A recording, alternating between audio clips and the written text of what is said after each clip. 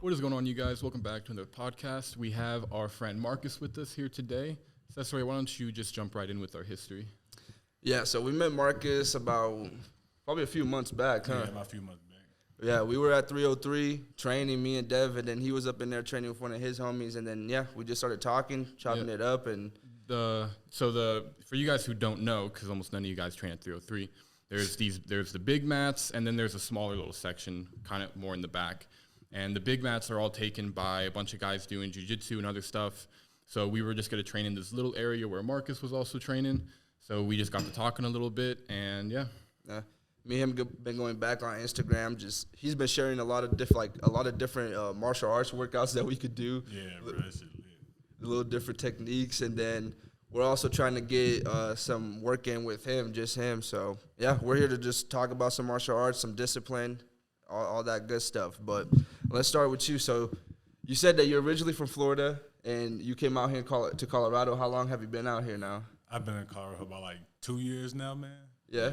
You been liking it or what? Man, summertime I love it. The wintertime I hate this, bro. Yeah, I don't blame winter, you. Bro. And it snowed last night. Yeah. Yeah, it's snowy outside right now, y'all, just so you know. Bro, I can feel this cold in my bones right now, bro.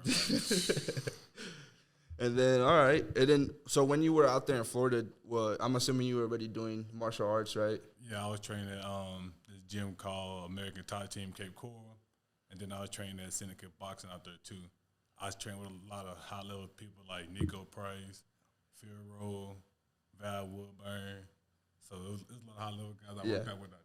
Yeah, that's what's up. I didn't know that. And how long have you been doing martial arts for? And which one did you start with? Is it boxing, kickboxing, MMA? I started with boxing. I've been boxing for 17 years now. Oh, okay. I've been doing MMA for 3 years. Took some time off, but I'm getting back into it now. Yeah. You told me that you got a few more fights left. Yeah, I'm trying to take 3 more fights this year. Go pro by either the October this year or at least early next year for sure.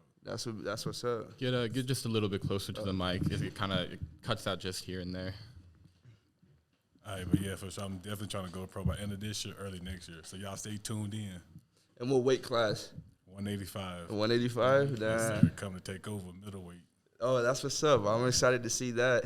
Definitely want to contribute to the training in that too. Oh yeah, we all finna be grinding together. Y'all finna be fighting with me too. So yeah, that's another thing that we'll get to at some other point. But yeah, Devin and I are definitely trying to get in the ring sometime this year. I'll put it that way. I don't know exactly when, but it's at some point this year for sure.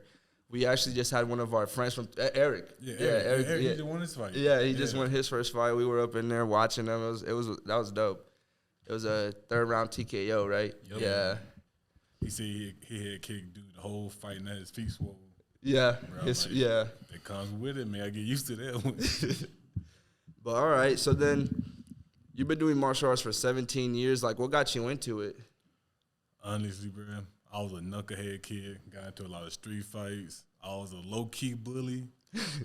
So, my cousins got me into boxing. I did a lot of backyard street boxing. Then I finally got in the gym, had my first sparring match, got humbled, fell in love with it, man. It just, I don't know, it just made me a different person. Yeah? Yeah. I feel like once you have that first sparring match against, someone more experienced than you, that's when you realize, bruh, there's some killers out here, bruh. Listen, like they say, you think you Billy Badass until you meet Billy Badass. And I met Billy Badass. How did that go? He dropped me with a body shot in the 3rd round. Damn, Yeah, okay. He got me bad, real bad. But it's a learning experience, though, Yeah? you know? Yeah, it is. How old were you when that happened? I was 16. Oh, okay, so it was I was early 16. on. Yeah, it was early on. I learned the hard way early. How long were you training before you had that first sparring match? I was just doing a whole bunch of backyard boxing before that. So you sparred first and then you really started training like that? Oh, I see. Okay. I went in there thinking that I could knock him out. Like I said, I got humbled and made me to the beast. I love it, man. Okay, so you pretty much you were just street fighting before that. Oh yeah. Yeah, and all the time. Yeah, that's what I've been trying to tell people in other videos. I'm like, bro, there's a difference between street fighting and then a guy that is technical and is calculated with everything that he's gonna throw and how he moves. I'm like, it's a different world, bro. You can be a good street fighter, and you know, if you go up against somebody that may not know what they're doing, sure, you might, you know, because you're more aggressive, you're gonna get them. But when you go up against a trained guy, like if you were to fight just a street fighter right now, it's not gonna go well for him. He's done for it. From what I know now, bro, he's done for it. Like, cause like people gotta understand, man. Like street fighters, they can punch, but they don't know how to punch. We know how to punch and know where to punch you. So we know all the sweet spots and everything to hit you at to get you out of there easy. Yeah. So it's like they don't prepare for that. Yep. And then by us being martial artists, they just think we just gonna throw hands with them. We can knee, elbow, kick, take you down. Like, there's so much more we can do. So it's just like, just don't do it. I agree. But all right, so with martial arts then, how, like, what would you say is like the biggest benefits that you've learned from it that you've been able to just adapt into your day-to-day life? Honestly, bro, it's a few things. And like I said, number one is being humble. Like, the sport definitely will humble you. And it teaches you self-discipline. You definitely need self-discipline in the sport. Because if you don't, you're not going to have a good career in the sport. Yeah. And, like, and that, you can transfer that to life, too, because, like, if you're out here just being a goofball doing hot boy stuff, you know, you ain't going to be successful. But if you got good self-control, keep yourself away from the drama and get in your bag, you can make a good name for yourself out here. Yeah, I agree. I feel like, yeah, that's one thing that even him and I have experienced. Like, when we first started filming, like, we definitely let, like you said, like the hot boy stuff, like trying to get into our heads, you know, and the consistency wasn't there. Like, and we saw the results that it gave us, and it wasn't good ones. So we definitely had to, like, take a step back and get humbled, you know? Yeah, I feel like a lot of people, they need that humbling. And martial arts will do that for you right away. Yeah, 'cause the other thing with the videos, like Seth is talking about, our first few videos were for a while our most successful videos. You know, when we posted stuff on our stories, the first few videos was when everybody would actually click on it, everybody cared. But, you know, that falls off quick. So you really got to stay consistent in order to, like, keep going up. But we weren't. So for a while, our most popular videos were our first and second ones, and that was hitting us hard for a while. Yeah, it was. And that's because we let stuff get into our heads. Like, we definitely weren't humble about it at first. But then, yeah, after a while, and we saw how things really were, like, in the type of work that's required to do this and the type of discipline, then, yeah, that's when I was like, all right, yeah, we got to stop with this going out shit, trying to impress people stuff, really trying to make it seem like it's more than what it is, you know? But, yeah, and martial arts, like, when I started doing the boxing, because right when I started to, because I was more of a Taekwondo guy before, so I started doing boxing, like, towards the beginning of last year as more of my main thing. And, yeah, after I started doing boxing and, like, months went by, that's when, like, all the lessons from boxing and the martial arts started to bleed into, like, what we're doing in our day-to-day life. Like, just being humble, being consistent and more disciplined with stuff, because, yeah, if you're not, that shit's it's like, it's going to show. Yeah, and like they say, bro, you can't play boxing. Like, whatever you give into the sport going to give you back. So if you ain't working your ass off being consistent, you ain't going to make it far. Yeah. And that's definitely how life works, too. So I just look at life like a fight, you know what I'm saying? I treat it like I'm going into a fight. Yeah. And would you say that, like, doing martial arts helps with, like, just mental health in general? Yes. Like, I say it's a good place to release stress. Yeah. Like, if you feeling like you stressed out, or you just need you mad at your boss or something, or you just need just to get that off your chest, definitely go to the gym, hit the bags for a little bit, sweat, you know what I'm saying? Put your headphones in, listen to some good music, and I guarantee you're going to come out there feeling way better. It works wonders. It does. Way better. It does. I feel like doing martial arts definitely helped me just control my emotions overall a lot better, because if you're, like, just, like, I like using sparring for an example just because I feel like it's a really good example to use for people. But, like, if you're sparring, let's say me and Devin are sparring, right, and I'm getting pieced up, and I start to get actually mad and start to really get emotional about it, and I'm just going to start throwing haymakers, you know? And I'm not going to be paying attention to – I'm only going to be focused on what I'm hurting him, and I'm not gonna be fully aware of what he can do to me as well. So it's and that's like, also going to be when you make the most mistakes too. That's going to be when you drop your hands, you don't bring it back to your face, you leave openings that you'll get caught on. yeah, and then like, so yeah, like that stuff happening in the gym to me, you know, getting emotional. I was getting annoyed trying to do stuff that I just knew I couldn't do, and it helped me in the day-to-day life because it's like I started to realize, like, yeah, like once you get emotional with anything, it's like you're shooting yourself in the foot. The second you're driven by emotion is when you're gonna start making a lot of mistakes, whatever it may be that you're doing. I got a question. Do y'all feel like without martial arts, you would still be able to have the same mindset?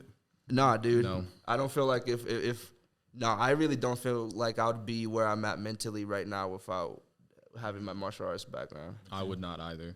It's done so much just as far as like discipline, self-confidence. Like I could trace back photos of myself and look at when I first started really training and taking it seriously, and I could see a shift in my eyes and just the way I looked. So there's so many things that it's given me as far as mentality goes that I would not be the same man without it. And parents, if you have troubled kids, definitely get them in the gym. Definitely.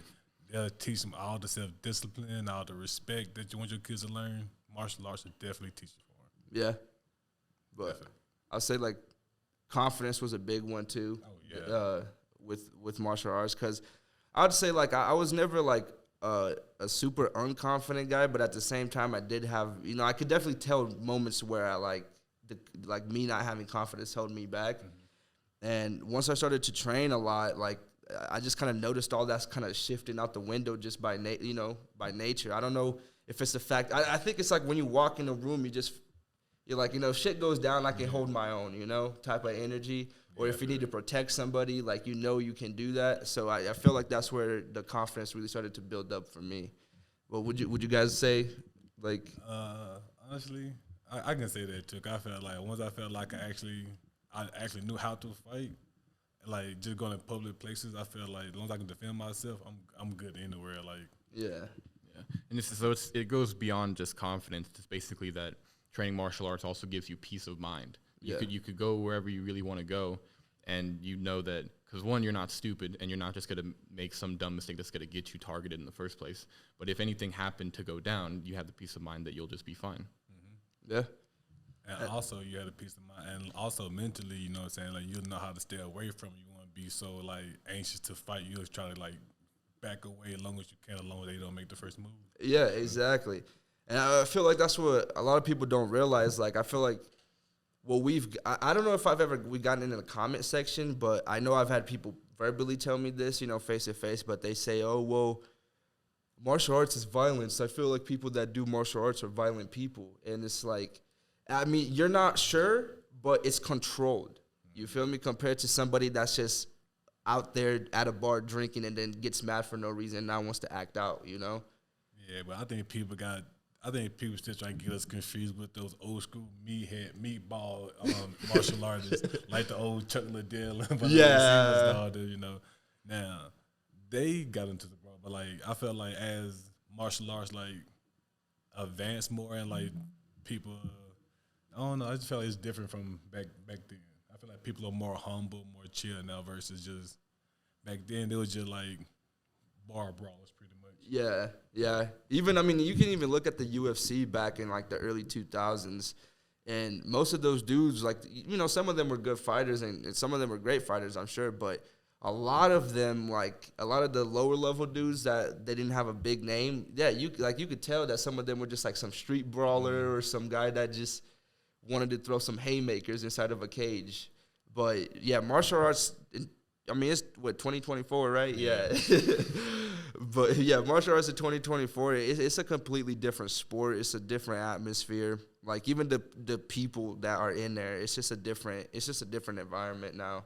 And I feel like it's a more dangerous one because of how calm those guys are. It's like the calm before the storm. Like, some of those dudes you'll look at and you'll be like, you would have never guessed if you didn't see them in there training. Yeah. And, like, yeah, but, like, back to the main point being was that I feel like people that don't have training are the ones that are usually the ones, like, going out and about, starting shit out when they go out, trying to look for fights and stuff. And, like, as a trained fighter, it's like you don't want to fight those people. Like it's not because you scared. It's just because We ain't got nothing to prove. exactly. Like you out there trying to prove that you tough. We ain't gotta prove that we tough. We know that we tough. And if you want to find out, then hey, it's on you to find out. I mean, but we're not gonna be out there and try to like force our abilities and like act like we know we can beat you, but we're not gonna make it seem like we can beat you. You know? Exactly. Yeah. It's like it's that humbleness. Yeah.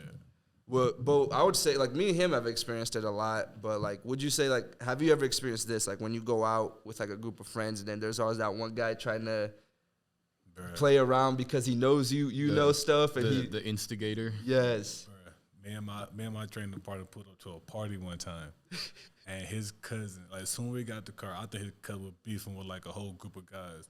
As soon as we got the car, he was like, "Oh, I got my fighters with me. I got some assassins. My boys are fighters." And we just looking at each other like, "Bro, what is he talking about? Like, is he talking about us?" And he was like, "Yeah, my people are right here. My people right here." And like, bro, it was like 15 people. We just looking at this shit. We're like, "Bro, we just pulled it up. We finna have to fight this whole crowd for no reason, bro. All because he just wanted to be like, oh, well, they fired us so we can do X, Y, Z." So like, nah, yeah, I don't like being in those positions, bro. Nah. It's crazy.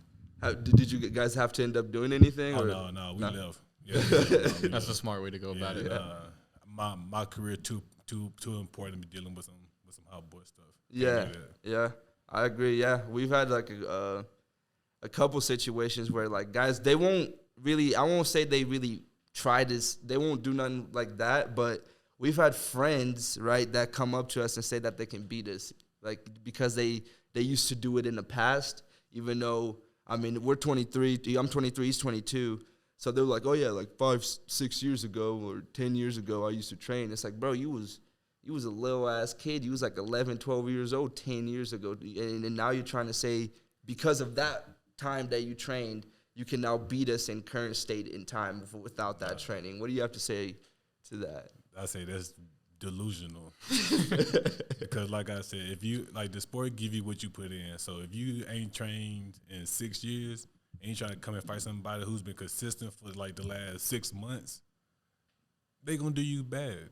Yeah. They're gonna be real bad because like you ain't been putting in the work. Like your condition ain't gonna be there, technique not gonna be there, defense not gonna be there. You ain't gonna be able to know how to take a punch or kick correctly. So it's just not gonna turn out good for him. Yeah. Yeah. And I just want to make that clear because we get that a lot, man. Like this whole, oh, I used to train in the past, like this many years ago, like la da da da da. And I'm always like, I mean, that's cool, you know, but to say that you can beat me now, and I've been consistently training for over a year now, it's just this is disrespectful to me, you know. Like, do you think like they really are your friends? Like, do you think like they like their ego is just getting hurt because you train and they just feel like they just want to beat you just to prove their point or something like that? Yeah. Yeah, I think it's an ego thing for them. They feel like they somehow feel attacked because, you know, especially Cesare, he's the type of guy who's going to post a lot of the stuff he's doing. So if he's at the gym, he's going to post it. And I think these are certain people who feel some type of way about the fact that he's showing that he's doing something that they're not willing to do right now. Yeah. And me posting that, I was like, I don't want nobody to get it twisted. I'm not flexing, nothing. It's just I do content creation, right? And I speak about doing, you know, lifting and working out and training and doing all this stuff. So yeah, I want to take videos to post it. That way you guys see, you know, I'm not lying, you know. We're really out here trying all this stuff. We're training as much as we possibly can, getting our work in, you know. It's just a documentation, really. But I feel like a lot of people will take it wrong, and yeah, I think it's like some sort of like taunt or flex on them. And it's like that to me. I've always found that interesting how people perceive that.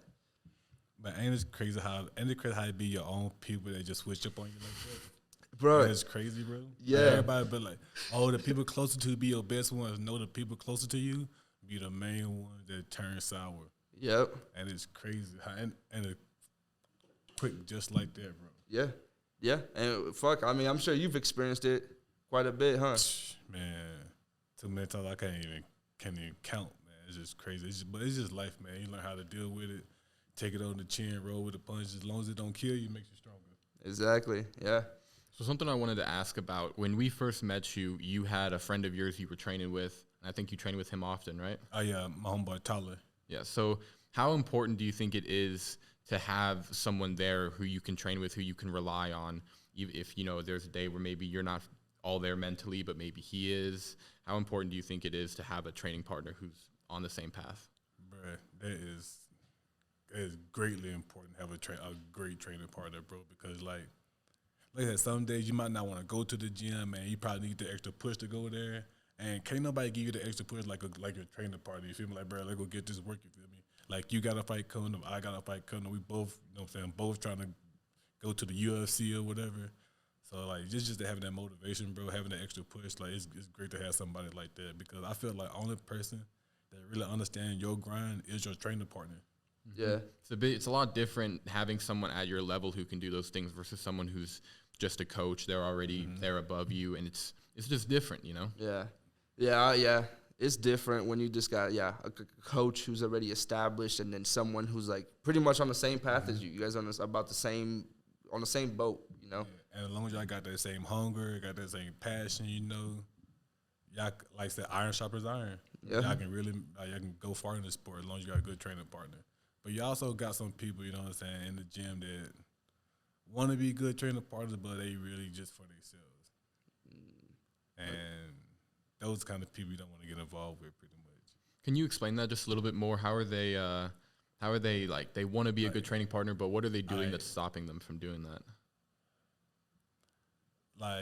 Like training partners like a brotherhood.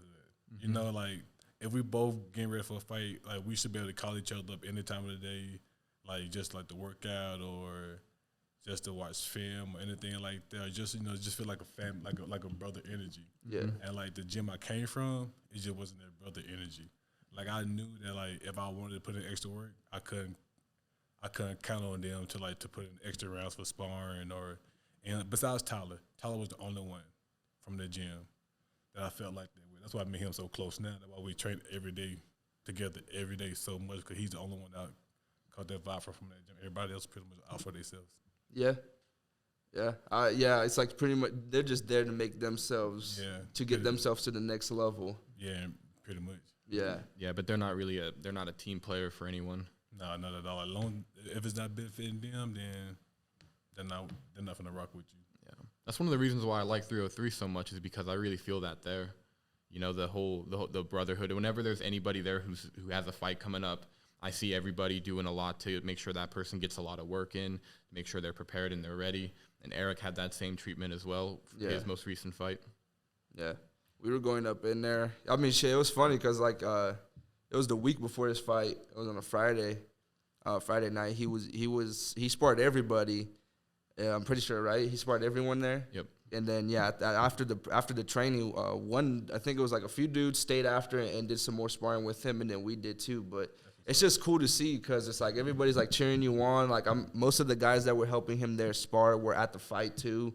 So it is like a brotherhood, man, and it's a good brotherhood to have, bro. Because if you need to call up your homie to back you up, he's gonna hold it down. 100%. You're not sitting there like, damn, man, I got to call up this little dude, and I got to, because if you're in a situation, man, and you got people with you that don't know what they're doing, now you're worried about them and the enemy. If us three were to get, it's all good. It's all good. We ain't got to worry about nobody else but the people in front of us. We Gucci. But all right, and then I want to get to that since we're talking about brotherhood and just having important like real brotherly friends right around. Like how important it is to have that solid like friend group with you, or a solid group of dudes around you. Like pretty much like that saying, the people you spend the most time, the 5 people you spend the most time with is who you are as well. Like, would you agree with that? Oh, yeah, bro. I feel like, cause honestly, bro, people not solid nowadays. Like, 2024, people are not solid. So, like, if you get, like you said, like 5 people, bro, a group of 5 solid dudes, bro, can conquer the world. And people fail to realize that, bro. Like, 5, come on, can you imagine 5 grown men with the same mindset sitting at the table talking about hustling, talking about how to make money, how to improve each other's lives? How, going to business with each other, just building connections, bro. Yeah. Like, bro, we can conquer the world like that. Powerful. Yeah, it is a powerful thing. And I feel like a lot of people struggle with that nowadays. Like I see people that want to make a change, but then I look at the people that they hang around with, and it's like, bro, that change is never gonna come as long as you're within that type of environment. And that's from personal experience too. Like I said, there was a point in time where stuff did get to our heads, and we thought this and that, and we were going out with all these people, but when it came down to us being like, yo, let's go to the gym, yo, let's do this, let's do that, the only time I got a call from some of these dudes was strictly just to go out to the bar. Yep. Some of them I haven't even seen outside of a bar, bro. Some of them I straight only hung out with and talked to at a bar while they're intoxicated, and eventually it got to me, bro. I sat back and I'm like, bro, this ain't me, and this ain't what I want. This is it's not what I want for them neither, And before I just push people away, I'll definitely try to bring them in. Like, yo, let's go train. Yo, let's go. Come do this, come do that, and they just refuse. You gotta if you surround yourself with the right people, like you'll start heading down the right path, and you'll see progress. I remember too, the same people. You and I had also asked them if they were down to do like a business dinner and just break bread and talk shop. And they refused. They weren't interested. They'd only be interested to go out and go to a bar where they could, talk to chicks, but never talk to chicks. Yeah. See, man, stuff like that, bro. Like a business dinner, bro. Like that should be mandatory before you go to any bar. Like, bro, we trying to come up with a foundation where we all can eat and make some money. You feel me? Yeah. Like, ain't nobody trying to sit here and just go out every night, do the same old stuff we've been doing since high school and college, man. Like, we grown now, bro. It's time to get a bag. Trying to like actually have some residual income coming in, man. Exactly. Yeah. And that's what we've been trying to do. We've been trying to build that up. And, there's other people that we communicated that with, but they're already like established, they already got their stuff going on. They're busy, so it's like, it's hard to find people on that same boat that you are in. Like you were saying, like wants to grind every day, wants to, just improve in every way possible, in the gym, in life, like financially, all around, that's difficult to find. And once you do find it, there's a lot of damage can be caused, bro. Like you can run through people's faces, bro, and you can take over pretty. The world. Exactly. Literally. So, yeah, I having a strong brotherhood and solid dudes who are willing to put in that work, and that's what I was telling one of my friends the other day, because he was bringing it up to me that he wants to improve and he's gonna be moving back closer to our area. Mm-hmm. So he's like, I want to put in work with you guys and stuff, and I'm like, bro, as long as you're willing to do the work, like me and Devin are more than like willing to help, but you just got to be willing to work. That's it. You got to be willing to just be there with us and listen and just help us, and we'll help you. And I feel like people just can't do something that simple. Man, because people are lazy, bro. Like that's the biggest thing nowadays. People are lazy. Everybody want a handout. Nobody want to go get their hands dirty. Nobody want to go sweat. Nobody want to do none of that no more. You think social media's got something to do with that? Oh, yeah. We're in the social media era. 100%. Everybody trying to go viral by all means. Like, no matter, they can make themselves look silly. Like the stuff I seen people doing just to go viral, bro, is insane. Like, I can't believe it came to that. Yeah. Mm-hmm. And that's one thing y'all got to understand is, like, we know some things that we can say and do on this channel we could get some sauce going pretty quick if we did these things. But it's like we don't want to lower ourselves to that standard to have to get views. Like, I genuinely want to we're just trying to help, really. Like, we're just giving information that we've gathered throughout the years, and like just build a community of people that want to make a change in their life in whatever aspect it is. But we want to just provide them the information to do that too, and then bring people on like you, who have more information than us, more experience to talk about these things. And, that way you guys realize it's not just us that has these opinions. Like, there's other people out here on this grind stuff. But what would you have to say? Like, I've had, like, mainly, like, females, or women, I don't know. I guess females is a disrespectful terminology. Man, be careful. Yeah, you got it. Yeah, women say that the grind and hustling stuff like that is cringe. Like, what do you have to say to that? What's cringe about making money? Yeah. Like y'all say y'all want a man who made 6 figures. Y'all want a man to have X, Y, Z, take care of you, do all this and all that. That comes with the grind. For him to have the money for that, it comes with the grind. Everybody's not blessed to have rich parents or to have some kind of support they can fall back on. You know what I'm saying? Like everybody, they're not special like that. So, some people really got to grind for their stuff. And if that's the cringe, then you really don't want what you say you want. Yeah. I feel like what a lot of their issues is like they don't want to be with someone that's in the process of getting to that position. They want the guy that's already there. You know what I'm saying? Mm-hmm. Yeah. They want the dude that's already at the top, that's already established, instead of fighting with the guy that, is on his way to become that. And there go the laziness again, because they too lazy. Like if you don't want to grind with your man, then don't be with him. Don't be with him. Cause you know before you got serious with him that he was grinding to be where you want him to be at. So if you ain't prepared for that, then don't start it. You're just gonna let him be by himself, because somebody out there who's gonna grind with him, and support him through all of that. And I guess like you said, bridge social media area, bridge where everybody is exposed to. Everybody gotta have somebody making 6 figures off the rip. Like everybody, like everybody in the world makes that kind of money, but There's a quote I really like. It comes from a guy named MJ DeMarco, but he basically said in one of his books that people ignore processes, but they chase moments. The successful people are the ones who are obsessed with process, whether that be in mixed martial arts, where they're obsessed with the process of training and becoming better, or if it's making money, they're obsessed with the process of, everything that they're doing to make money. But what other people look at is just the moments, the moment that he sells his patent and makes a bunch of money, the moment that this guy has his first fight, right? Yeah. But they don't even look at all these processes, like the countless weekends that they spent grinding for years before this guy even was able to get this invention patented with the government, right? Yeah. And I think that was definitely the case before social media, and social media has just made it worse. Oh yeah, 100%. Yeah, because you even see it, like they'll be like, oh, like whenever, like it's like, I know a lot of people, like, you guys know the baby, right? So, like, when he blew up, everybody was like, oh, this guy just came out of nowhere. He's an overnight sensation. But if you look at his hit track record, it's like that is not the case. Like, he was out in the streets giving out his CDs. I mean, bro was walking around the streets of, I don't know if it's North or South Carolina that he's from, but one of the Carolinas.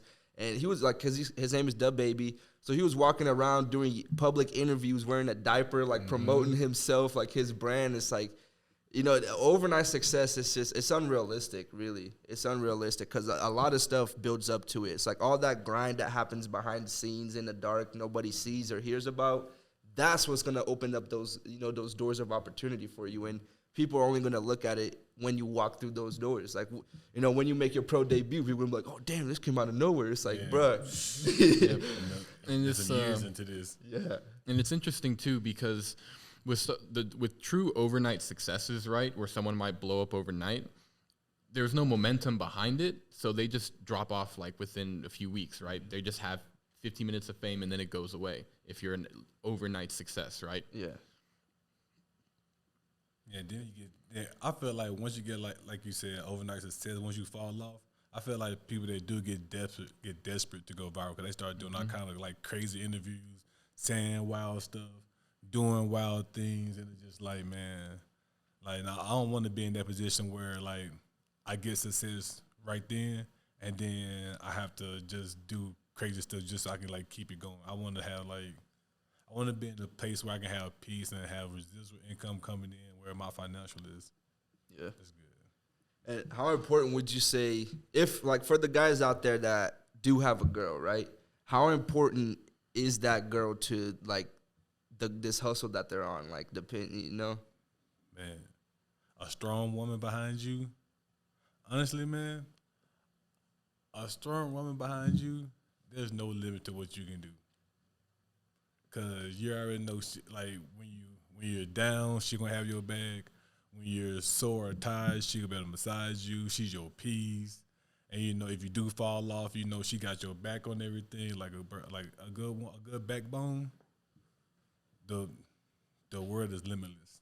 Yeah, limitless. I would agree. Like when you have like a solid girl behind you, it definitely makes the process a lot easier, you know, because there's a lot of stuff that I feel like there's a lot of weight lifted off your shoulders, like for certain things. Like you don't got to come back home and be like, worry about what, you know, like not to sound weird or not. I don't want nobody to get this twisted, but like saying like, you don't got to come back home and worry about a meal because, you know, she's got you, you know, you like, if you're, like you said, if you're sore, if you're tired, you know, your body's aching, like she's going to take care of you, you know, like your homies are not really the people to take care of you when you sick in bed, bringing you a soup, you know, like they're not going to do that. And I wouldn't want them to, bro. That shit would be weird. Ain't no man for the rub on me. But yeah, I'd agree, man. Having a healthy relationship with, having a good woman behind you, you know, it essentially is gonna help you a lot. Because yeah, I think I've experienced both, you know, where I've been in situations where I didn't have that and I was with a chick, and then, you know, in a different situation where I do have that, and it, like, I see the big difference, and it's important. It plays a very big part on even your state of mind, man. Like, you know. Because your girl can easily put you in she could easily ruin your day if she wanted to. Quickly. But all right then, so, shoot, I forgot I was going with this. Right. So we were talking about, like, people just thinking that everything happens overnight, right, and all that, brotherhood. But what's some experiences that you've had with, like, let's say, like, what's some, like, habits you've noticed in people that you, like, as far as, like, friends, right, that you were like, you know what, maybe I should cut this off because it's not going to benefit what I'm doing right now with my life and the path that you're trying to go down?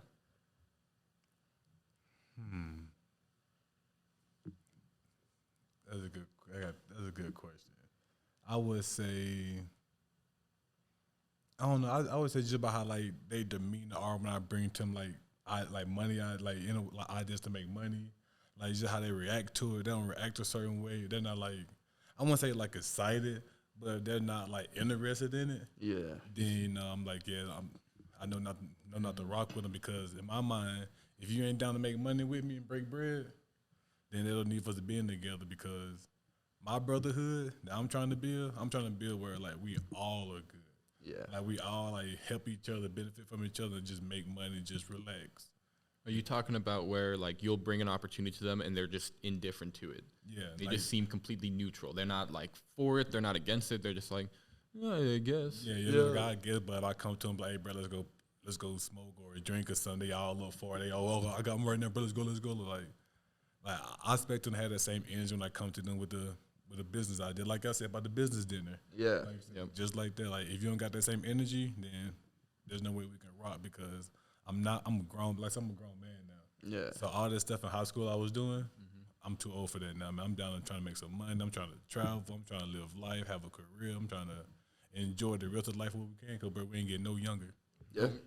Yeah. And I would say, like, yeah, that is something that him and I both have noticed. Like, we'll bring up an idea as far as, like, a video idea or a business idea, or even just, you know, let's go work out, let's go train, and just kind of, like, the energy is so low towards those things. But the second it's like, oh, yo, there's, you know, let's go hang out with these girls. Oh, let's go out to the bar. Or like, there's this party. I'll be there in 5 minutes. You know what I'm saying? It just causes way too many problems, because it's like, it creates a very unique environment. If, like, me and Cesare only want to talk about video ideas or things that can make money, things that are relevant to the things we're trying to achieve, but we have someone else with us who they can't contribute to those conversations at all. So now me and Cesare might censor ourselves and not talk about the improvement stuff when we're with this friend, and it just creates problems. Mm-hmm. You know, it wastes the time for us that we could better spend actually talking about our ideas, trying to figure out a plan, trying to re-strategize, trying to just pivot based on our feedback. But we can't do that if we're with someone, and we don't even want to, like, have those kinds of conversations around someone who's not in it like that. Because we don't need them knowing things that they're not going to have any impact on. Yeah, because you don't want nobody speaking no bad juju into what y'all got going on. Yeah, and people are big for that. Like, once they see it, especially like once you get it going, they're not part of it. They are going to bash everything you do, no matter how you breathe, how you talk, walk, how you wear your hat. Like, no matter what, they're gonna find anything just to bash you, just because they're not here experiencing with you. Dude, it's just what you just said, bro. Like we both just had the same person pop in our head, bro. Yeah. You know, we look, it was like that look. It was You like, described him to a T. yeah, bro. Like, we have a few dudes that we've had around us in the past where, you know, like, word got around and they got back to us, you know, and we heard what some of them were saying, and you know, I'm sure they wonder, like, oh, I wonder why they don't fuck with me no more. It's like, bro, you're not going to take time to sit back and be like, damn, all that bad stuff I said about him, am I really surprised that he doesn't talk to me no more? You feel me? It's like, what goes around is going to come around, brother, you know? So it's like, even if I don't hear about it, like, something about your energy, I'm going to feel it, you know? Like, I'm going to kind of know if you're here to help me or to bring me down with you. And I feel like within the last few years that we've been doing what we've been doing, like, there's been a lot of, you know, I'm going to bring you back down with me, you know? And you got to notice that. And those habits that you just mentioned, like, those were the exact habits that we seen some of these dudes have.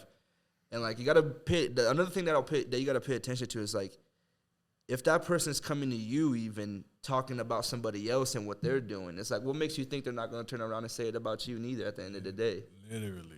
Misery loves company. Yes. Literally. And yeah, I feel like that's it's toxic, dude. It's just like it poisons the mind, especially when you're around negative energy like that. And yeah, I could feel it. I could even myself being around certain kinds of people, I could tell my mindset would be affected by it, and just how I go about the rest of my day. Being around these people that are just talking negative all day about either other people or whatever they can talk negatively about, they will. You know, like, that does wear on you, and it can latch onto you, and you'll start to kind of almost, you know. Yeah, and that's a tiring energy to have, bro. It is. Just being miserable all the time, just finding anything just to say about people, bro. Like, that's just so much. That's waste so much energy, bro. Like, it's too many hours in the day for you to just sit there and worry about what you're doing or what you're doing just to bash y'all. Like, if you that mad about it, go do something. If you want to be if they want to be where y'all want to be at, then y'all know what to do. Go get some cameras, step your game up, and get on your thing. Like, there's no big deal. You ain't gotta hate. Yeah. You feel me? Yeah. Like, if you want to do it that bad, then go do it. Yeah. Action speaks louder than words at the end of the day. Nobody's finna hand you nothing. Yeah. And another thing I've heard in the past, I'm not gonna get this quote exactly correct, but the basic premise was that, like, poor people discuss people, and successful people discuss ideas, right? So basically, just pay attention if one of your friends, all they ever talk about is just shit-talking other people they see on social media, people both of you know in person. If all they're doing is shit-talking other people, it's a bad sign. Yeah, because, like, you're investing time into that, bro. And if someone has the time to sit there and not only just sit there and talk about these things, but also, like, how do you know all this shit? You know, you have to be some sort of fan. You know, you over here looking at their social media, you're keeping up with them. That's the thing. So it's like, now not only are you investing time into getting this research, but now you're gonna go and add more to it by talking about it with other people. Yeah. And it just make themselves even more dumb, because at the end of the day, they pretty much becoming y'all fans, because in order for them to talk smack about y'all, they got to tune into what y'all do. So, hey, appreciate you. Yeah. Thanks for the view.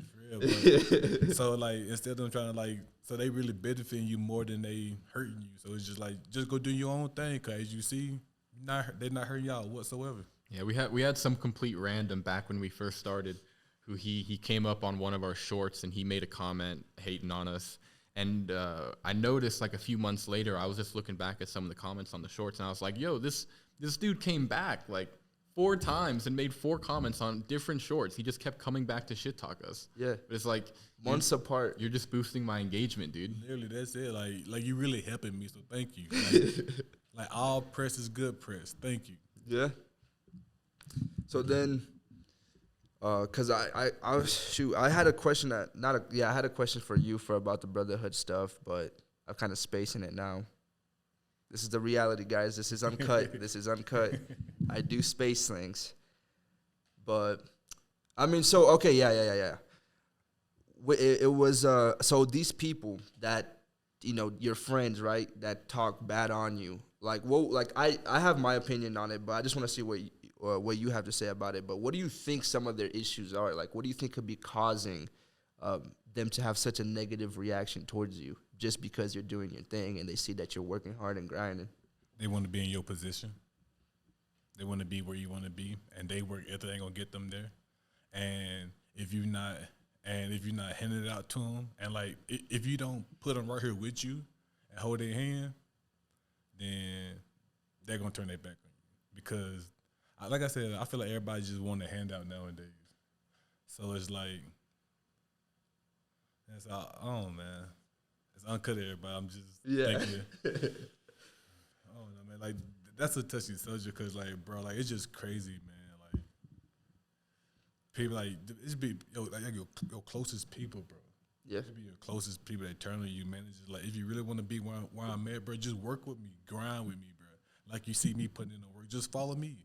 If you don't know how to do it, bro, just follow me. I promise you, bro. I'm gonna get us both where we gotta be. And then once you get the feel of it, then you know, bro, trying to do your own thing. But until then, don't be afraid. Don't be afraid. Be took up on somebody's wing. Yeah, I agree. And yeah, I would say my opinion is right around that same aspect. It's like in the same area. I feel like they want what you have, but they don't want to put that work in themselves. They don't want to make that investment, and they're just expecting you to exactly hold their hand and be like, oh no, here you go. You just have everything that I've worked for, here you go. It's like, it doesn't, even if I wanted to do that, I couldn't, like there's a whole mindset and a work ethic that goes behind these things. It's like, even if I wanted to give you a handout, if I were to give you a handout, that it's not going to go well for you. The results are not going to be the same because you don't have that discipline. You don't have that work ethic. You don't have the knowledge on this stuff that we do. Mm-hmm. So it's just going to be a harder path if I just give you a hand. It's like if I give you like $20K to go into the stock market and invest, but you don't know what to invest in. It's like you're going to lose all of it. Yeah, and I feel like, man, like people just understand, like if you get handouts, you hurting yourself more than you helping yourself. Because if I give you this, you ain't gonna know you ain't gonna know what I did to get it. But if I show you how I got it, then you can take that and you can go get what I got plus more if you're smart with it. Mm-hmm. And I feel like people just don't look at it like that, man. All right, and then so another touchy subject, I feel like it can be a controversial topic, right? But I believe it is a very real thing, and it does impact people. But depression, right? And the people that believe that it's a permanent thing that you cannot fix, and the people that think, okay, yes, it's real, but you can't fix it. Like, where do you feel like you fall into there? I feel like depression is real, and you can fix it. You just gotta find your outlet. Like, once you find your outlet, you got to stick with the outlet. Because, like I said, some people get depressed, they go to the gym. Some people go to the gym for, like, 2 hours when they depressed, just to get that depression out the way. Some people like to read books. Some people do art. Yeah. You just got to find your outlet. And, like, once you find your outlet, be consistent with that. Because after a while, you're going to start feeling less depressed the more you be consistent with it. And we get to the point where you're not depressed at all, and you just doing it because you love it, Yeah. But I definitely feel like depression can be fixed once you found your outlet. Yeah, Dev. I would completely agree with that. I think that's a great way to put it. Because everybody's different, and we've said it before. Martial arts isn't for everyone, but if that's the case, I don't think that person, if they're depressed, like they still have other outlets that they can go to. If that's art, maybe mixed martial arts isn't for them, but there's still something else they could do to, help themselves get in shape. I definitely think that people who are working hard on their physical health and their physique usually aren't going to be as depressed as people who aren't working on that. It can still happen, but like you said, those outlets are like the best way to keep it away. Yeah, I would say I would agree with both of them, but it's like, even you gotta, for me, for example, it's like at the worst state of minds that I was in, it was when I wasn't doing much. I was sitting back in my room all day, every day. Only thing I was going out to do was to hang out with people, go to party and drink and smoke and just do all that. And it's like, sure, you can have fun, but it's gotta be a reward. You gotta earn it, right? And if you're just doing that day in and day out, you're just chasing this temporary hit of dopamine. You're not. you're going to get a permanent hit of dopamine when you see real progress in your own self, like whether that's physically, mentally, financially, whatever it may be, you know. And it's like he says, like martial art, and we're not trying to we talk about martial arts because that's what we do, you know. The people around us, that's what they do. And that's what helps us. But maybe that's not what's going to help you. But maybe, you know, there's music, like you said, reading, going out for a run, lifting, you know, just practicing something to see progress in it. Like if you want to be a professional race car driver, you know, it could be whatever. Like, but I feel like there is a solution to that, you know. I don't think that you just have to sit there and be dependent on prescribed medication that a doctor gives you. I feel like you can. I feel like you can make those improvements maybe without it. I've never been on it, so I can't speak on that too much. But what I can speak on is that when I was depressed in a negative state of mind, taking action and seeing results from the things that I was trying to do is what helped me get out of that little shell and that bubble that I was in. Oh yeah, definitely for sure. Because man, I felt like with honestly, I feel like with medication, it make you more depressed. I feel like medication really make you more depressed because, like, you're really not getting help. It's just a chemical imbalance, you know? Yeah. And that medicine, those pills are not going to end up get you addicted, man. They got, like, so many side effects that can lead worse to depression. Yeah. So it's just like, man, I'm all against the myth. I'd rather people, like I said, find an outlet, find do something you love to do, and just stick to it. Whenever you're depressed, just stick to it. No matter, like I said, listen to music, or if you got a favorite song that you like, sit back and listen to that song and repeat for hours if you got to. You know what I'm saying? Just find some kind of outlet where you can deal with it.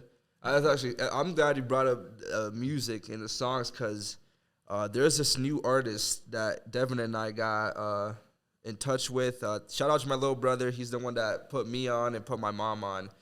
But his name is Red Leather, right? He's a new up-and-coming artist. He does like type of like a rock, old school, it's kind of like a rock style of music, right?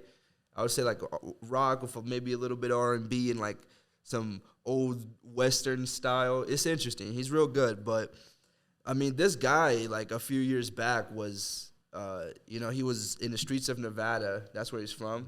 Like homeless, you know, ODing, like on heavy drugs, dealing drugs as well. And you fast forward a few years later, I think maybe 2-3 years later, I believe. I might be wrong. If I am, my bad, Red. But it's been a while. I know he's like 800 and something days sober now, like 830 days sober. But he's on his tour. He's on a tour right now, you know, performing all around the country right now. And, like, I just wanted to use him as an example of, like, dude, you can make a huge change if you just put your head down. Once you want to make a change, that change will come. And this guy's a good example because, I mean, like I said, I think he OD'd, and then, like, that's when he really started to realize, you know, I got to fix it. And he started making music, started playing in the streets of Nevada, blew up on TikTok. Once he blew up on TikTok, you know, his music got a lot more revenue, and now he's able to go on a tour. And he did a solo tour, I believe, and then now he's going to go on a tour with another guy right now. So, I mean, shout out to Red Leather, bro. Yeah, shout out to you, man, for real. That's a big come-up. Shout out to you. Yeah, because, like, it's like, and, you know, like I said, he was, you know, he's talking about how he's been suicidal. There's a song called Sins where he's talking about how he was at a party, and he went to the roof of a building and almost, you know, jumped off, and his phone was at like 1%, right?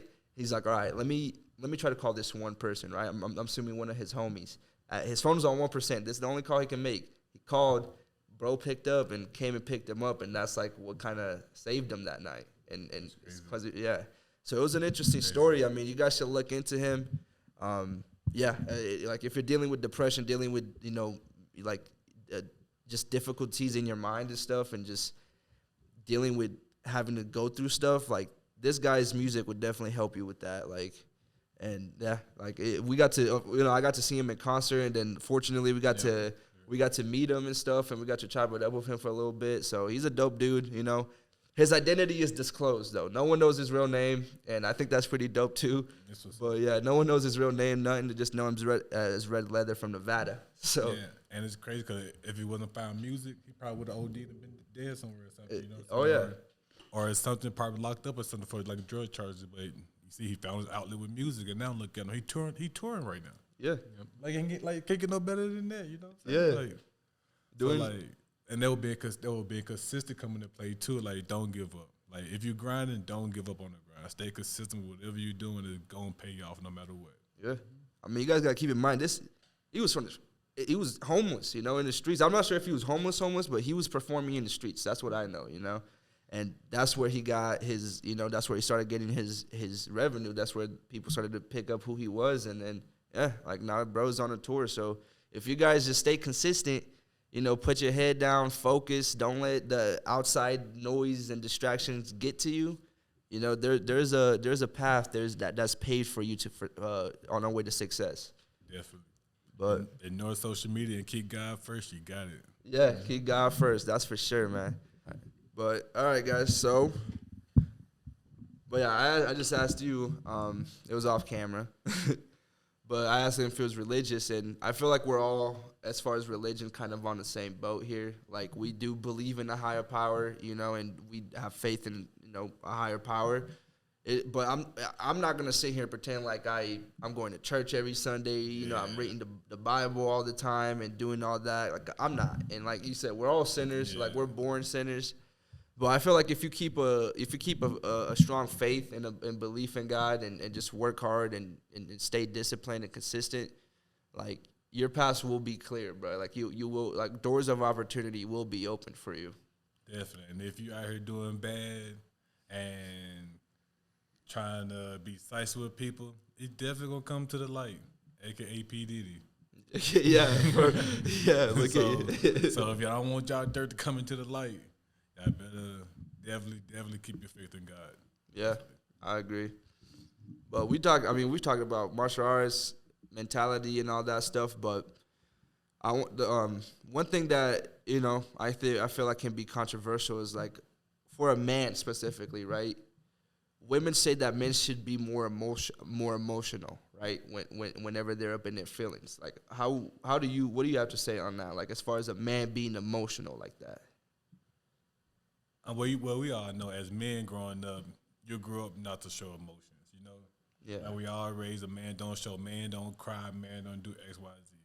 So I feel like when a woman get a man with emotions, they don't know how to handle them because they so used to men holding their emotions in, you know, just being that rock.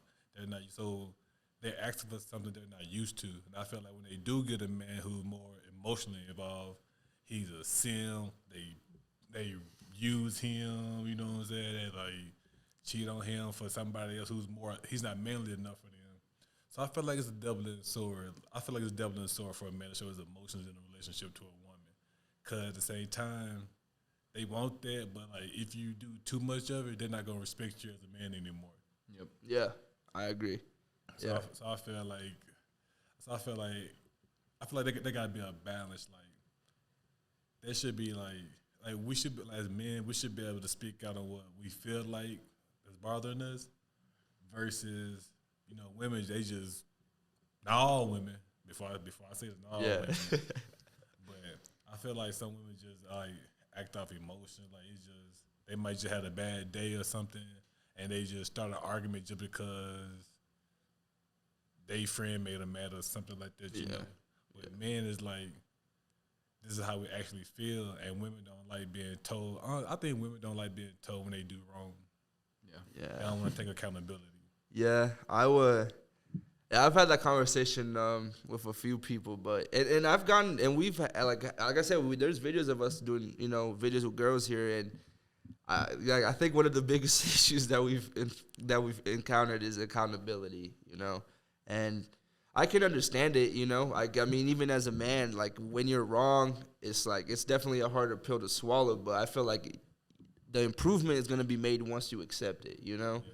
Once you accept that flaw, then you have control to be like, all right, yeah, maybe you're right, but I can fix it, you know? Yeah, but if they want an emotionally involved man, they gotta learn how to take accountability so they can, you know what I'm saying, listen to what the man actually saying and understand that he's not saying that you're wrong, it's just the stuff you did made him feel that kind of way, you know? Yeah, I agree. I feel like women don't do that, so like they want an emotionally involved man, but then again, they really don't. Yeah. I feel like dudes, like you said, there's got to be like a good balance, right? I don't feel like you should be this cold, emotionless thing, to your chick, but you also can't be like showing too much in front of her. Like I'm gonna definitely show more emotion in front of my homies than my girl at home. Like if I really need to vent like that, I'm gonna go to one of the homies about it. I'm not gonna go to my girl at home. And I've told like girls before, it's like if I have an issue, it's like it's not that I don't want to talk to you about it, but the way I do it for me is like I'll talk to you about it once the issue is solved. Once the problem that I'm having is solved, then I'll talk to you about, I had this problem, but don't worry about it. I got it, I got it taken care of already. I feel like that's a good way to like have that balance, Yeah, but then with some women, that's not even good enough, Yeah. Like, that'll be an issue. So it's just like, man, it's hard to find that balance, man. But when you do find it, bro, it's good. It's a good feeling. Yeah. One of my friends was having like some issues with his chick, and it was interesting because he's trying to improve, right? This is that friend I was telling you about that wants to move out here, and like I said, if he's willing to do the work, we're willing to help him. But the girl that he was with, she was just trying to hold him back from improving in general, and like she would get offended if he would even talk about his friends and wanting to do stuff with his friends of like training more, working out, business wise. She would get offended. So like, what do you guys think about that? And like, for people in that situation, like, what advice would you have to give them? Honestly, I'll say leave it before you get too bad, man. Because if she already doing that now, bro, there's no way she cannot be your life partner. Your life partner gotta help you with all your dreams, your goals, your aspirations. Your life partner help you, motivate you to that. And if she against it, leave ASAP. Yeah, I don't see any reason why you would stay with someone who's holding you back like that. Yeah, and that's what I was like pretty much telling him. I was like, bro, like, I feel like your biggest worry right now is just because like you're leaving a girl, and now whatever role she was playing in your life is not going to be played. There isn't going to be anybody there to fulfill those things anymore. But I told him, it's like the more you improve, the better you just get as a person, and more time you invest into yourself. It's like the next girl that you come around, she's going to have an even bigger role in your life because she's just going to be a more high-valued woman that's going to respect you a lot more and just is going to want to see these improvements from you. Is going to want to see you on this grind with people you care about and that care about, seeing you grow. Mm-hmm. So I was just telling him that. But, yeah, I wanted to see what y'all had to say just because I feel like I want to say it's a big issue, but it's definitely something that I've personally seen quite often is people that are in, like, I guess you want to label it toxic relationship, right? A lot of the times, like, one or the other will be holding the other one back from, like, growing. And I feel like it comes from an insecure side of them, because, like, the way I looked at it, it's just like, okay, well, if he's going to grow and improve as a man, right, then he's probably going to get more attention from other females, and these females might be more attractive than me. It might be this or that, but it's like, why not just grow with him, just join that grind with him. Now you don't got to worry about that because you're improving as a woman as well. But, yeah, it's just pay attention to that, man. And it can be like a girl. It could be a friend, like. It can be anybody. Like I've had plenty of nights where I've been like, oh, I should go train, or we should go do something else instead of going to the bar, and I've been reeled in to go do the degenerate stuff and that's going out and stuff like that. But yeah, you gotta be careful with the type of people you keep around you. I mean, as far as like females you're dating, friends you got around you, people you want to have involved in your business, man. And that's another thing. Don't be telling everybody your plans, bro. Because that's just going to bring that negative energy about it. Because you mentioned it earlier in the video. Everybody don't want to see you succeed. Yeah. But, yeah, that's what I was just had to say on that. But do you have any more? How you feeling about it? On this whole thing, I pretty much agree with Cesare. I mean, me and you had a brief discussion about, this friend and his situation, which you did. He has since broken up with her, right? Yeah, he did. Okay, thank God. As long as he's not in that situation anymore. But, yeah, I mean, I think people really got to be very observant as far as, who they have around them. The main people I have around me are like, Seth and my brother. I don't have to worry about too many people. But for others, man, just be careful as far as who you spend your time with. Yeah, I agree. But then, like, going back to the because we were talking about dealing with hardships and stuff, like, for someone that's out there, right, and is just is stuck in like a stationary position to where they're not able to really make any progress, but they want to. Like, what advice would you have for them? I just seen this quote that Deion Sanders said the other day. He said, if nobody see you, keep making plays. No matter what you're doing. If you're a rapper and you making music, nobody hearing you, keep making plays. If you're a fighter, you ain't out there, keep training, keep making plays. You know what I'm saying? Like, it's just, as long as you be consistency is key. As long as you be consistent at what you want to do and know that the path that you want to take, then I feel like once you be consistent with it, it's easy to come out that hardship. I feel like people stay in hardship because they get consistent of failing. They so used to failing or so used to not having stuff go their way that they just get comfortable with that. And I feel like once they get out that comfort zone and go out there and try at least just one time, I feel like they'll open their eyes and they can definitely get out of it. They can definitely overcome that. Yeah, I agree. And, like, that's where I was, like, because I feel like with, like, just to use boxing or martial arts for an example again, it's like, I feel like a lot of people want to do it, right, and they think it's cool, but then they see that they have to get punched to spar. You got to get punched. You got to get kicked. You're going to get hurt. You are going to lose fights and sparring matches day in and day out. It's going to happen. Like, for those people that are like, I want to be a martial artist, but I don't know if I want to deal with that side of things. Like, what do you got to say on that? Because you got a lot of experience and a lot of sparring sessions under your belts and fights. Honestly, in the game, you're not going to get better without sparring. Like, sparring is like to see where you at. Like, sparring is where you get all the kinks out before the fight. Because without sparring, you're not going to know how to defend a punch. You're not going to learn you don't know how to take a punch. You ain't going to learn how to check a kick. You're not going to learn how to defend no takedowns without sparring. So if you just training, just drilling, you going there to fight, you're like, you know how to do it, but you haven't been trained to do it under that situation. You know what I'm saying? It's really different, when you're trying to train and put combos together, but then you go into spar and you forget everything. Yeah. You have to go through that iterative process to really drill those into your brain so that like, if you're in a sparring situation, oh, I slipped here, I'm going to throw this combo. Yeah. Versus, like, just getting in there and not remembering any of your combos. Yeah. I know I've had that before. And it's crazy because, like, people got to realize, like, a fight is nothing but hard sparring. Yeah. So, like, if you spar consistently, getting that work in, like, having good sparring sessions, you're going to fight. Your fight going to be easy because all the fight is just a hard sparring session. Mm-hmm. Yeah. It's like Mike Tyson. I think it was Mike Tyson that said it, but it's like everybody has a plan until they get punched in the face. And that's true. Because you think you can go out there and hit him with a head kick and knock him out until he hits you with an overhand and knock you and rock you. Then you're like, okay, now I'm going to grab him. Now I'm going to grab him this time. Yeah. So it's just like, so that's definitely, and that's with life too, you know what I'm saying? Like, people got to, like, have their life planned out. Then, like, once something like gets in their path or gets in their way, then they want to fall back and, fall off to what they was doing instead of being consistent. If this don't work, bad, switch game plans, go for something else. You know what I'm saying? It's so many ways that you can get to your destination. Just don't be stuck on one way. Exactly. Yeah, it's like, I think it's a saying or quote I saw. It was like, don't change the goal, change the plan. Mm-hmm. If you have a goal that you want to reach, keep that goal. But if plan A ain't working, you got plan B, you got plan C, and so on and so forth. You have the same goal, but try a different approach if something isn't working.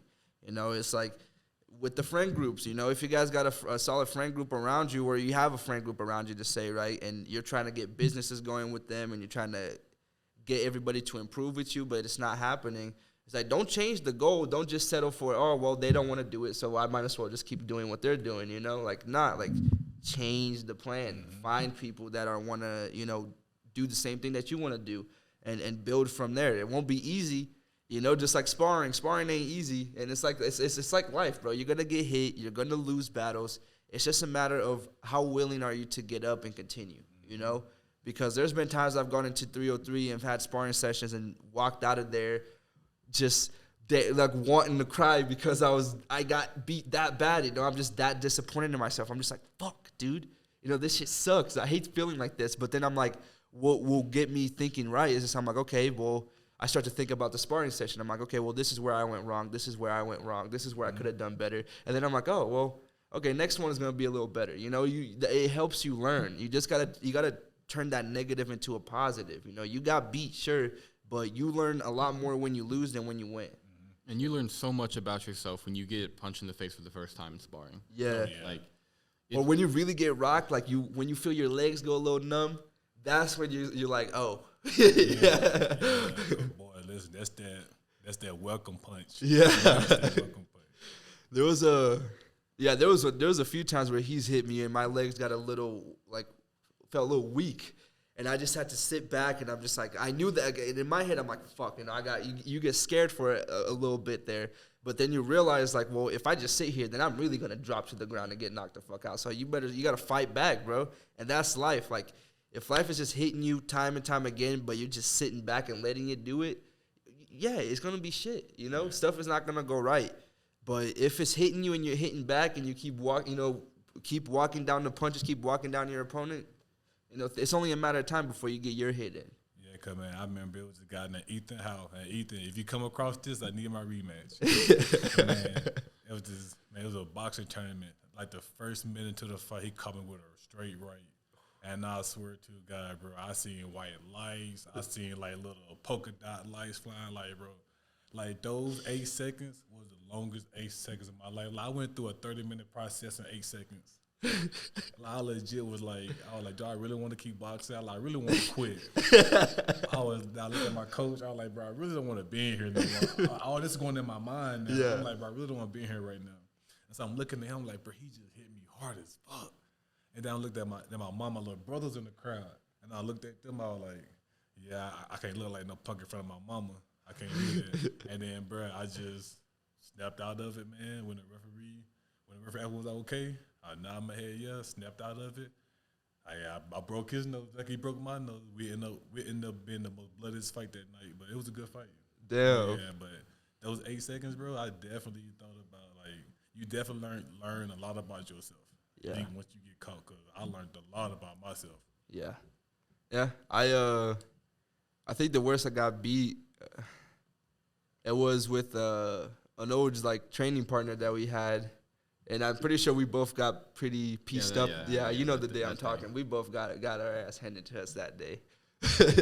But I was up against the wall, and he was just laying it on me, and he hit me, I think, of an uppercut and a cross.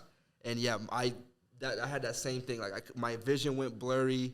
Like, I was breathing hard. You know, my body was getting torn up. And at that moment, I'm like, I don't know if I like this no more. I was like, why am I doing this to myself, you know? And then that was the day that I sat in my car for a while when I got back home, and I was just like, damn, you know? I'm like, I'm really not where I'm at with fighting. You know, I never thought I was gonna I knew I could get pieced up. You know, let me not make it seem like I'm not a professional, you know? But I didn't think I could get pieced up to that point, you know, to the point where my body's hurting, I'm breathing heavy, I'm panicking, I'm like, I'm not wanting to be there no more, you know. I never thought I could feel like that, and yeah, trust me, you can, but it's just like the second you overcome it and you come back from it, you're golden. Yeah, now sparring, man. Like, I love sparring now, you know. Like, now I'm just like, I'm like, hit me, please hit me, you know. Because you finally got it out the way. Yeah, exactly.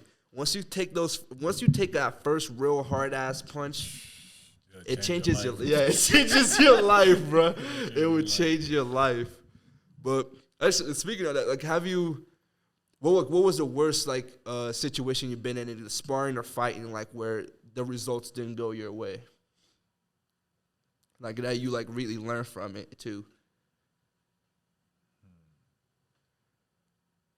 Man, Man, I ain't gonna lie, but I learned like I said, bro. I sparred a lot of great fighters, bro. So I learned. So I said every sparring match, I learned a lot. I learned something different every sparring match, bro. Because like I said, like everybody got different styles and everything. So it's just like working with them guys, bro. They definitely let me see holes in my game every time we spar, bro. And I feel like getting beat up by them is making me the fighter I am now. Cause like now I'm like more technical. I know how to control myself now. I know how to control. I know how to control the fight versus letting my opponent control the fight. And yeah, man, like, I learned a lot from sparring. That's why I say sparring is very important because you can definitely learn a lot about your game. Yeah. What about you? Bro, the worst sparring sessions I've ever had were it was over a year ago now because I got my base in kickboxing. I started training at 303 on their kickboxing classes. And right after I had started sparring, maybe like a month later, my coach moved away. And so the Saturday sparring sessions were then being run by like a couple different guys. I'd only been to like 2 sparring sessions before my coach left. And so I go in there, I meet these different guys. The sparring sessions are now like more MMA than kickboxing. Mm-hmm. So I'm over here sparring with guys who can take me down and I won't have any idea what I'm doing. Because I have no ground game. I still haven't even really gotten my grappling game up. But I would still want to spar with these guys because that was the only time I could. Mm-hmm. And they would be nice and like we would stay on our feet for like the first like half of the round. But this guy Nick Montez, man, shout out to you. This dude was always the one who would give me the heavy hits. Every like black eye I've had in kickboxing sparring and stuff, all of it's Nick. Like, every single one is Nick. I had one bloody nose that some other dude gave me, but Nick takes me down to the ground. And I'm just trying to defend myself, but he keeps switching up of going, straight punches and then throwing hooks into the side of my head. So I'm just trying to guard and just keep protecting myself, but I can't. I have no tools. All I could do is cover up and block. I am trying to move and get out from under him, but I can't. He's just in full control, and he just keeps hitting me and shit until finally the round ends, and I get up and I'm like, fuck, man, this sucks. But it was, at the same time, man, it's interesting because I never really felt myself being mentally broken by that. Like, I'm over here sparring with guys who have MMA training. I only have kickboxing training. And it's interesting because it was simultaneously like the best and worst sparring sessions for me. Because some of my favorite moments are in there too when the round ends, we get up off the ground, and the guy's like, "You're strong." Because, before I'd ever started training kickboxing, I spent like 8 years weightlifting, and so I'm able to do decently on the ground just because of how strong I am. It just makes it harder for them, and it makes it take longer for them to finally wind me down to the point where I like have to tap or whatever. But I specifically remember this one time where Nick was hitting me while he had already taken me down, and I think he hit me in the stomach, and I coughed up this big glob of spit and blood, and it landed on my shirt. And I think we both had this moment of like, yo, did that just happen? I looked at it. I looked up at him. He looked at me and then starts punching me again. That was it.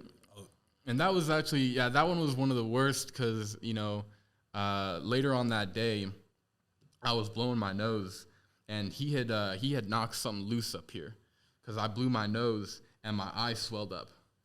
Yeah, like it was like 5 hours after I left the sparring match. I blow my nose and my eyes swelled up like crazy. And I was like, shit, dude, fuck. So I start looking up swollen eye, sparring.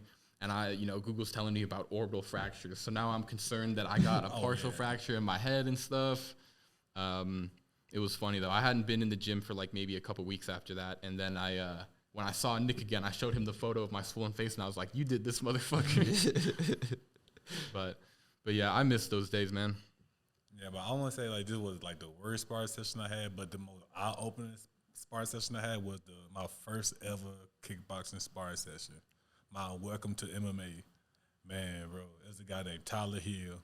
He's a Muay Thai monster, bro. Monster. Bro, this dude leg kicked me one time, bro. I dropped to one knee. I was just like, bro, bro, you kick me hard, bro. And so I get up, we moving around again, you know what I'm saying? I'm working because my boxing's better than his. I'm working, you know what I'm saying, keeping my distance. And all I remember, bro, I would never forget, all I seen was his foot tattoo. come over my hand. I'm just like, bro, this is foot? And he caught me square in my face, bro. I was just like, this man just kicked me in my face, bro. Bro, that's my first time ever being head kicked in, bro. That was crazy. Were you guys wearing shin guards or pads or anything? No. Oh, Dang. yeah. No. Like I said, all I said was his foot tattoo. That's all I remember. That's all I remember. Damn, yeah. Muay Thai fighters and them dudes they're tough, bro. They're tough. They have a lot of conditioning on them legs, dude. They can kick like a fucking. It feels like a missile is coming at you, bro. And then, bro, like the crazy thing about it is, like he had a fight 2 weekends after that, and bro, he head kicked the dude and broke his neck. Bro, you heard this? Bro, you heard the snap? Like when he kicked the dude, you heard the snap and dude Yeah. like this. I'm just like, oh my god. I'm like, bro, that could have been me if it was me. Damn, that dude live? Bro, he lived. I was like, bro, that like, I'm telling you, bro, you can just hear the pop and dude just like this and feel. I was just like, oh my god. Yeah, bro. I was like, bro, thank God we was sparring and he touched me because, whoo. Yeah. Yeah, dude, those kicks are scary, bro. Man. Even boxing, dude. Boxing can be, it's that shit dangerous, bro. It's a dangerous sport. I mean, you're going to battle, bro. You're going to war against somebody, you know. It's you against them. There ain't nobody going to help you, you know. The ref is just there to make sure it doesn't get too bad. and sometimes the ref can't stop before it get too bad. It might get too bad too soon for the ref, you know. Yeah. So, You're going to get hit with something, and, yeah, that is going to be it, bro. Lights out.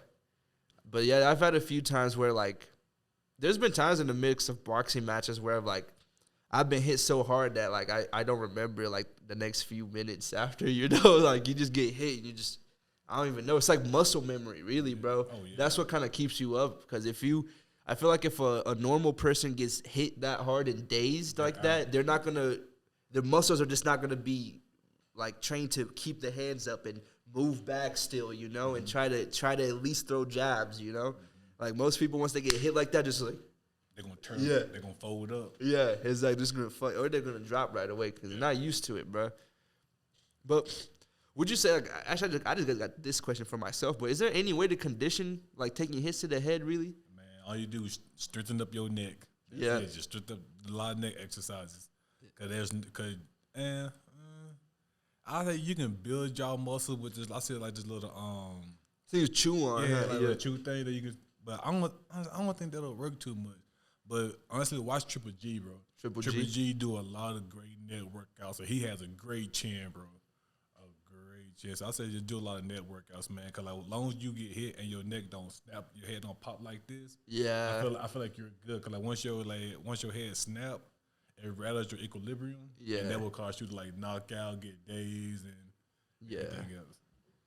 But all right, then. So, we're coming to an end now. But to finish it off, I mean, like, what do you have to, like, got any advice you want to share with the people? And then you can give shout-outs to, you know, whatever. Yeah. My advice to everybody, man, whatever you do in life, don't give up. Stay consistent with your grind. It's going to pay off in the future. Don't let anybody know your next move. Don't let anybody know your business. Don't listen to the outside noise. Ignore social media, you know what I'm saying? Like, really focus on you and get in your bag. Yeah. And you got any shout-outs? Shout out to y'all guys for bringing me on. You feel me? I appreciate that. Shout out to 303. Shout out to my boy Tyler for, you know, grinding with me, being a good training partner. And glory to God, and that's it. All right. Man, and that, yeah. Well, I'm glad that you came on, bro. And this is definitely not going to be the last time that they see you on here. We definitely want to do a video. You can't even do it with your boy Tyler, where we can all just come up in here and talk about martial arts and all that stuff. But, yeah, we'll catch y'all guys in the next one, man. If you got to this point, we appreciate it, man. Hit that like and subscribe button.